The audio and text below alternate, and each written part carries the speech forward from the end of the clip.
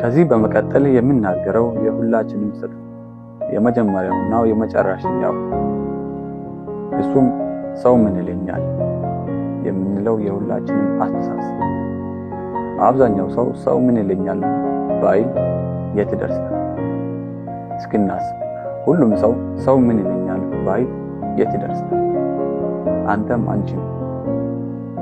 አሁን ላይ ብዙ ሰው ሊያደርገው ያሰበው ነገር በአይምሮ ውስጥ አለ፣ የሁሉም ሰው ሐሳብ እና ሁሉም ሰው የሚያስበው ስለሱ ነው፣ ስለራሱ ነው። ስለአንተ ወደፊት ስለአንቺ ወደፊት አያስብም፣ አይጨነቅም። አብዛኛው ሰው ሊያደርገው ያሰበው ነገር በአይምሮ ውስጥ ነው። ያ ነገር ደግሞ ወደፊት ካለፈ በኋላ መቆጨታችን። ስለዚህ ሰው ምን ይለኛል የሚለውን ከአይምሮአችን ውስጥ እንሰርዝ፣ በኋላ እንዳይቆጭ።